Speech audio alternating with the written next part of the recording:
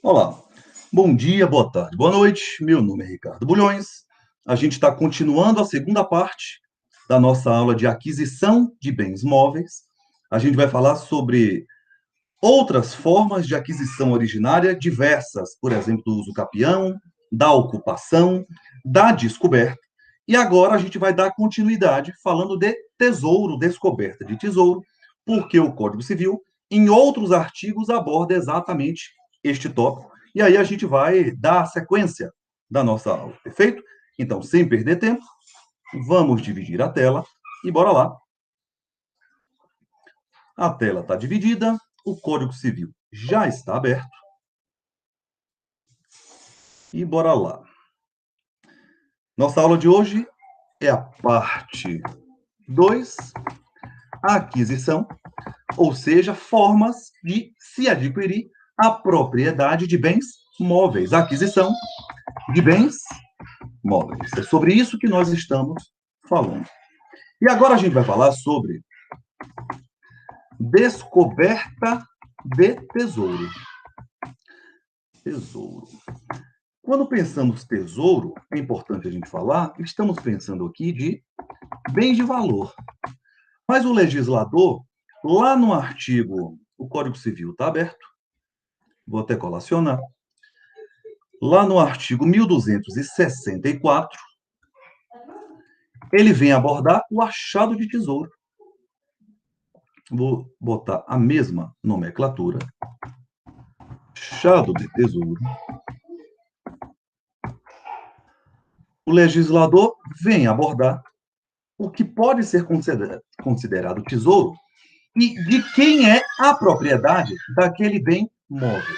Perfeito? Antes de ler o artigo 1264 e 1265, porque são situações diversas, pense aqui comigo. Digamos que o indivíduo ele está dentro de uma propriedade e ele acaba achando algo precioso, algo antigo, algo que possua, ou, aliás, algo que seja destituído, por exemplo, de memória. Tá bom? A gente vai trabalhar com essas três situações. Nestas três situações, se eu achei algo muito antigo, por exemplo, um tesouro de um pirata da Idade Média, ou um baú cheio de pedras preciosas, né? Algo que seja precioso, ou algo que não tenha, ou seja, destituído de memória, ou seja, não é nada de nenhum antepassado meu, nada que esteja atrelado à minha ordem familiar. Nessa situação, se eu estou andando naquele terreno e eu acho, eu posso adquirir a propriedade daquele bem. Agora, olha que coisa interessante. A propriedade não vai ser só de quem achou, mas também vai ser, ou também terá propriedade, o proprietário do terreno em que foi encontrado o tesouro. Salvo, olha a hipótese, se o proprietário do imóvel ele solicitou algum tipo de pesquisa para alguém, ou alguém não autorizado acabou encontrando aquele tesouro na sua propriedade. Então, olha que coisa interessante. Tendo trabalhado com esses dois exemplos, bora ler aqui o artigo 1264, porque nós temos regras específicas. Está falando lá, no que se refere a achado de tesouro, estamos falando de aquisição de propriedade. Artigo 1264. O depósito antigo de coisas preciosas. Então, aqui eu estou riscando os elementos que são importantes para que a gente venha a entender o achado de tesouro. Que esteja oculto, estava escondido, e que não tenha memória, perfeito? Será dividido por igual entre proprietário do prédio e aquele que tiver achado o tesouro casualmente. Então, a primeira observação que nós vamos falar para o achado de tesouro é: o descobridor terá que dividir o achado com o proprietário do imóvel. Perfeito? Então, o proprietário do imóvel vai ter que dividir com o sujeito que ocasionalmente, que casualmente, tiver encontrado o tesouro. Salvo, e aí vem a nossa observação 2, se o proprietário tiver solicitado pesquisa, porque imagine, eu sou proprietário de uma fazenda e eu solicito que determinada empresa faça uma busca de um tesouro na minha propriedade. Se eu ordenei esta pesquisa, aquilo que foi achado não será dividido, mas eu serei proprietário integral daquilo que se achou. Ou, se aquele terceiro, isso é importante também, a gente vai botar o ou, se o terceiro não foi autorizado. Porque imagine, o sujeito solicita para o indivíduo formalizar uma busca na sua propriedade e ele nega. Se não houve a autorização do proprietário, e aqui a gente não está falando de nada casualmente, é um indivíduo que sabia que tinha algo, ou tinha alguma dúvida se tinha. Esse sujeito aqui, ele agiu é o intuito da norma, agiu com má fé. Ele violou o princípio da boa-fé, aquele dever de honestidade, lealdade e retidão que devem permear. Aqui eu não estou nem falando de negócio jurídico, mas nos atos jurídicos. Perfeito? Então, está falando lá o artigo 1265, exatamente a hipótese dessa observação que eu acabei de fazer. O tesouro pertencerá por inteiro, olha, por inteiro, faça essa observação, ao proprietário, se for achado por ele, ou em pesquisa que ordenou, ou por terceiro não autorizado. Então, no que se refere a achado de tesouro, esses bens de valor, coisas preciosas que estavam escondidas e que sejam destituídas de memória. É isso que é. Estes são os elementos do tesouro. É bom a gente botar aqui, ó. Elementos do tesouro, para que a gente possa conceituar o tesouro. Então, preenchidos esses três requisitos, por isso que a gente enalteceu aqui, você vai dividir com quem casualmente achou. Salvo nas hipóteses do artigo 1265, em que o proprietário será possuidor, proprietário, terá propriedade do tesouro integralmente. Perfeito? Tendo falado sobre isso, vamos falar sobre, é um tópico importante de aquisição de bens móveis, é falar sobre tradição. E por que eu acho que falar sobre tradição é importante? Tradição se refere a uma solenidade. E quando eu falo de propriedade, é importante você saber, como já foi dito, em momentos anteriores, que a forma dos negócios jurídicos é livre, salvo quando for prescrita em lei. Então, pode ser que, para aquisição de alguma propriedade, seja bem móvel ou imóvel, haja uma forma prevista em lei. Aqui agora a gente pode falar, como estamos falando de direitos reais, que a partir do artigo 481, por exemplo, do Código Civil, está falando lá da compra e venda de bens imóveis. Então, olha que coisa interessante. A compra e venda de imóvel, ela tem uma forma prevista em lei, está prescrita em lei. Significa dizer que só é proprietário a partir do momento que você registra no cartório de registros de imóveis. Existe uma solenidade atrelada na aquisição. É bacana abrir essa observação, por quê? Porque pode existir algum tipo de solenidade atrelada à aquisição de um bem, seja móvel ou imóvel. Perfeito?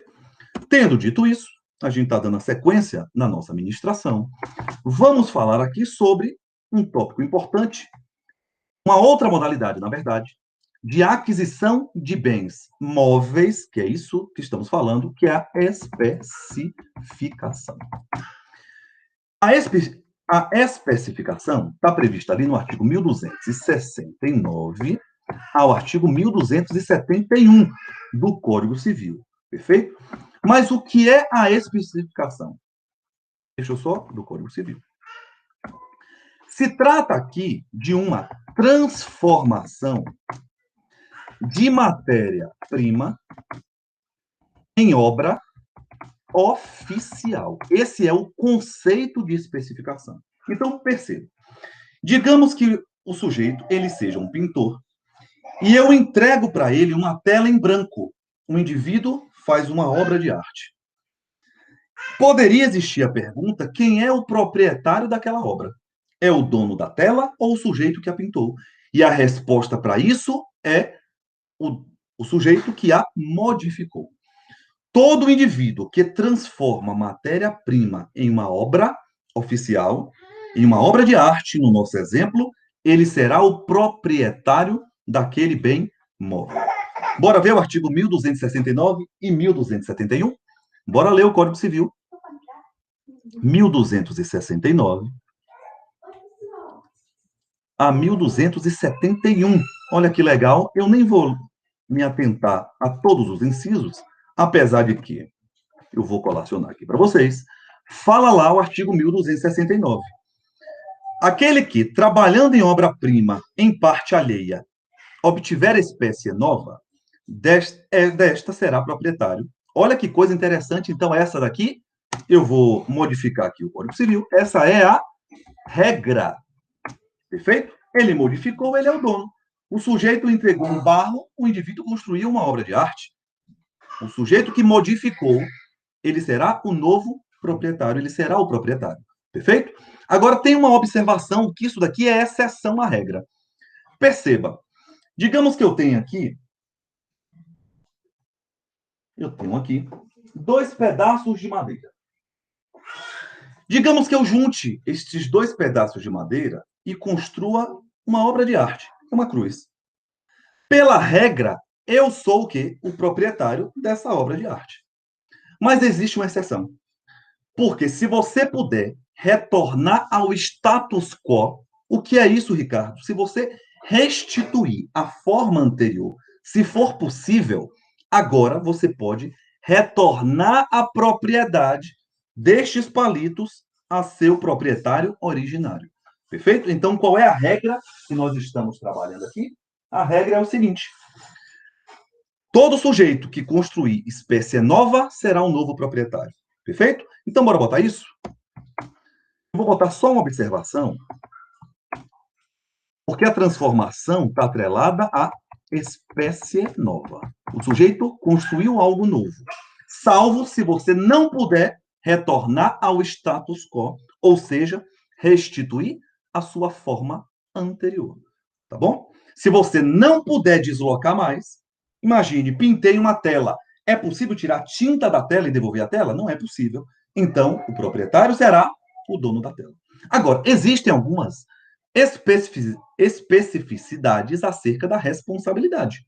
Bora ver aqui os dois outros artigos para que a gente finalize as espécies de aquisição de bens móveis. Fala lá o artigo 1270. Se toda matéria for alheia, é de outro, e não se puder reduzir a forma precedente, ou seja, você não consegue voltar à sua forma anterior, será o especificador de boa-fé a espécie nova. Aqui a gente entende que o sujeito ele agiu de boa-fé nessa transformação em espécie nova. Perfeito? Aí está falando aqui o parágrafo 1º. Sendo praticável a redução, digamos que o sujeito ele consiga, ele fala assim, não, tudo bem, eu vou tirar toda a tinta daquela tela. Perfeito? Se ele fizer isso, ou se for impraticável, se ele a obteve de má fé, porque digamos que o sujeito ele roubou aquela tela em branco, ele agiu de má fé. Digamos que de alguma forma ele agiu de má fé, pertencerá ao dono da matéria-prima a sua obra. Então aqui a gente também tem uma exceção. Qual é a primeira exceção que a gente viu? Se eu puder voltar à forma anterior, se você puder dividir, pronto. Você volta à propriedade anterior. Você está voltando ao status quo. Se o sujeito, aqui vem a observação, porque eu estou construindo diferente do que está previsto no Código Civil. Se o sujeito agiu de má fé, porque entenda, o sujeito agiu de má fé. E aí agora, eu não posso formalizar essa divisão. O dono da obra será o dono da matéria-prima. Olha que coisa interessante. Agiu de má fé, o dono da obra-prima. Mas nós ainda temos uma outra regra. Em qualquer caso, inclusive o de pintura relativa à tela, escultura, escritura, aqui o legislador quis especificar algumas formas de especificação, tá? E outro, qualquer trabalho gráfico em relação à matéria-prima, a espécie nova será do especificador se o seu valor exceder consideravelmente ao da matéria-prima. Aqui você ainda tem uma outra regra. Porque olha que coisa interessante. Podem existir situações que o valor da matéria-prima supere o valor da obra. Imagine que eu faça um desenho em uma barra de ouro, uma bandeja de ouro que vale, sei lá, 70 mil reais. A depender da situação, se o valor da matéria-prima superar o valor da obra, é lógico que o proprietário será o dono da matéria-prima. Perfeito? Isso daqui é muito importante. E finaliza, no que se refere à especificação, o artigo 1271. Porque a gente está pensando no caso de dano, e o dano ele é subjetivo. Então, se houver algum tipo de dano nestas situações de transformação em matéria-prima, em obra, que nós abordamos até aqui, haverá um ressarcimento do dano. Então, pode haver ressarcimento do dano, menos ao sujeito que agiu de má fé. Então, olha que coisa legal a gente está criando aqui agora. O dano, eu vou botar com as minhas palavras, é subjetivo. E você vai colocar que sempre será indenizado, salvo nos casos de má-fé. Você já começa a perceber que desde parte geral, passando por obrigações, contratos e agora em direitos reais, que a má-fé, ela nunca é prestigiada. Que o legislador pune o indivíduo que viola esse dever de honestidade, lealdade e retidão que permeiam as relações jurídicas. Para que a gente possa finalizar o nosso conteúdo, eu vou reduzir aqui em uma quarta hipótese. Por quê? Aqui eu vou utilizar a minha nomenclatura, porque o legislador erra nas palavras que utiliza, e eu vou explicar isso, tá? O legislador, ali a partir do artigo 1272 ao artigo 1274, ele fala ali de algumas hipóteses. 1272, vamos só conferir aqui, 1272, eu estou corretíssimo.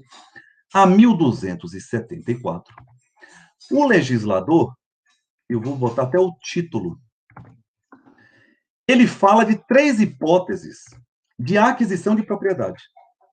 Só que eu vou utilizar a minha nomenclatura. Por quê?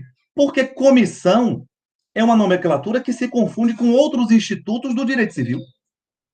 Confusão, por exemplo, possui, apesar de eu usar a mesma nomenclatura, existem termos correlatos, por exemplo, em obrigações.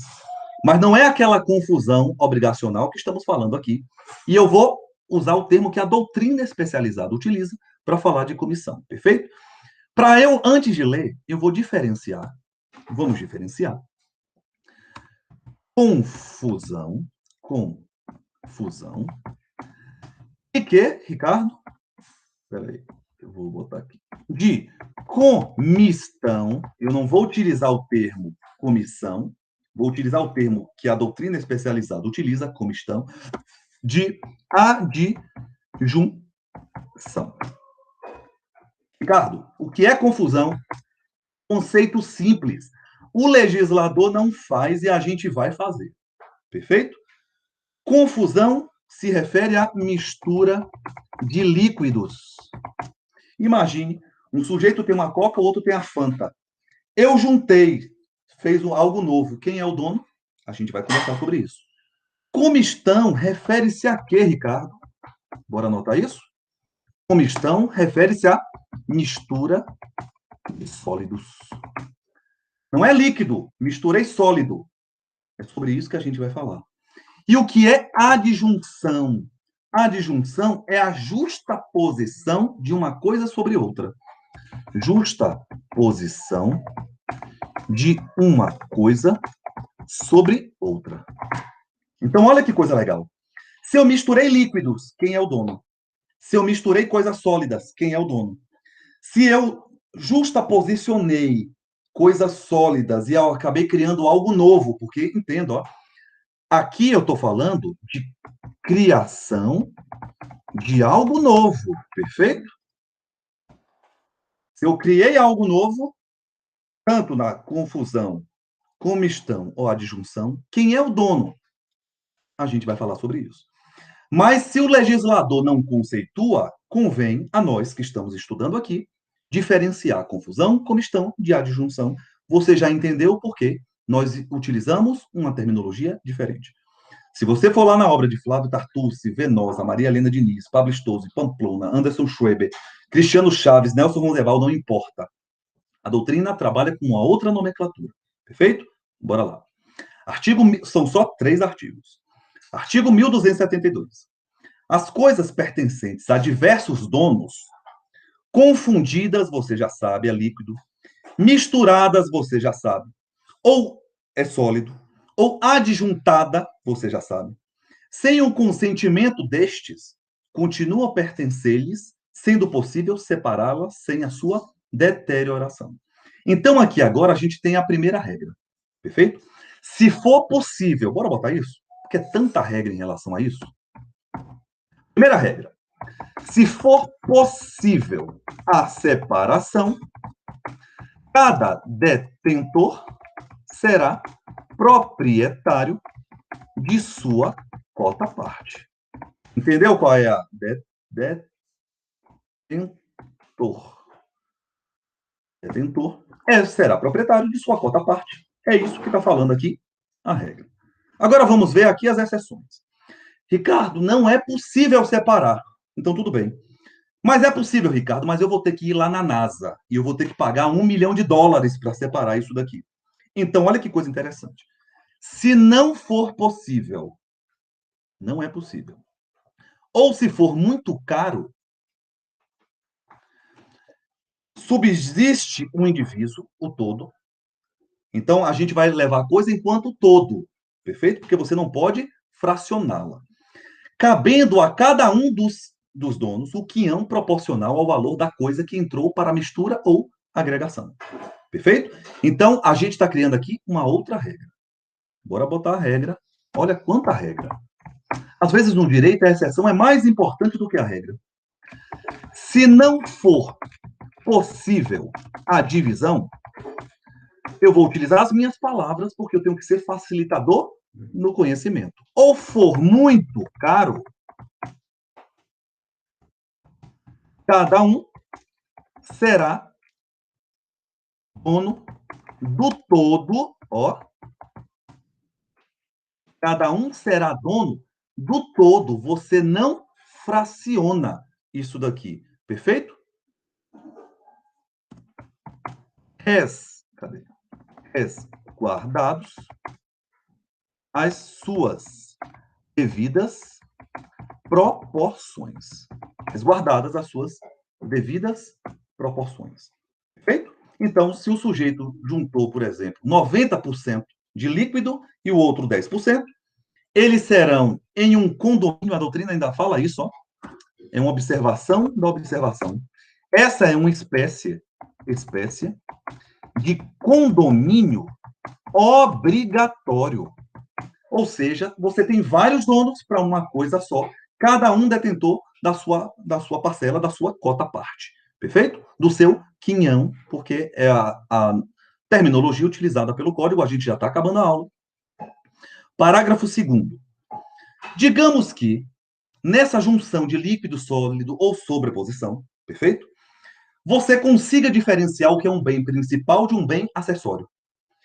Se você conseguir formalizar essa subdivisão, o dono do todo será o dono do bem principal, devendo indenizar os demais. Então, aqui agora você também tem uma outra regra presente no parágrafo 2º. Olha que coisa interessante. No parágrafo 2º está dizendo que se existir, se for, aliás, vamos botar do meu jeito, se for perceptível o bem principal, este prevalecerá, devendo os proprietários do bem acessório ou dos bens acessórios ser indenizado. Perfeito? Então, bora pensar aqui agora comigo. Eu tenho aqui um celular e eu tenho uma capinha de celular. Na junção, acabou surgindo algo novo dessa junção. Só que eu consigo perceber que a capa do celular é um bem acessório. e o celular é um bem principal. Quem é dono agora dessa sobreposição, dessa adjunção? O proprietário agora vai ser o proprietário do bem principal. Mas ele vai ter que indenizar o proprietário da capa, do bem acessório. É sobre isso que estamos falando e a gente já vai continuar para a gente fechar o nosso conteúdo. Porque fala lá o artigo 1273. Talvez numa aula presencial alguém me pergunte, Ricardo, você sempre está atrelando aquisição de propriedade, seja imóvel, seja móvel, a questão da má-fé. E se o sujeito agir com má-fé, qual vai ser a consequência? Olha que coisa interessante aqui. Artigo 1273. Independente da modalidade, se operou com má-fé, vou enaltecer aqui, a outra parte caberá escolher entre adquirir a propriedade, olha que coisa interessante, ou o sujeito vai adquirir a propriedade, pagando o que não foi seu, abatida a indenização devida, porque o sujeito agiu de má-fé, ou ele pode renunciar ao todo e pedir uma indenização. Então, olha o que é legal aqui. No caso de má-fé, outra observação. Na má-fé, olha que coisa legal. Na má-fé, o indivíduo pode ser indenizado ou adquirir a propriedade. Ele pode querer ser indenizado? Indivíduo.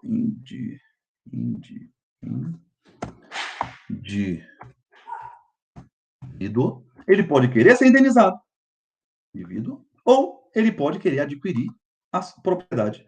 Adquirir a propriedade do bem móvel, porque estamos falando aqui de formas de aquisição de propriedade de bens móveis. Para a gente fechar com chave de ouro. Isso daqui recebe crítica da doutrina. Se a união das matérias diversas formar uma espécie nova, a confusão, comissão, adjunção, aplica-se as normas do artigo 1272 e 1273. Aqui a gente está falando de quê? Estamos falando de especificação. Porque surgiu algo novo dessa junção de coisas, e aí a gente tem que trabalhar com outras regras. Por que a doutrina faz uma crítica em relação a isso? A doutrina faz uma crítica, na verdade, perdoe. Está dizendo que se surgir algo novo, você vai utilizar as mesmas regras que nós já estamos trabalhando aqui, do artigo 1972 e 1973.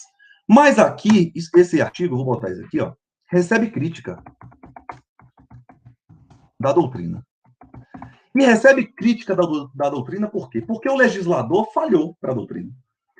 Porque ele pede para você utilizar, na transformação de coisa nova, ele pede para você utilizar as mesmas regras de confusão, comisão e adjunção. Quando, na verdade, a doutrina fala que o melhor seria você responder isso utilizando as regras da especificação. Porque você transformou, e é praticamente isso que se faz, uma matéria-prima em uma obra oficial, em algo novo, tá? Em uma espécie nova, por isso que nós colocamos espécie nova em especificação.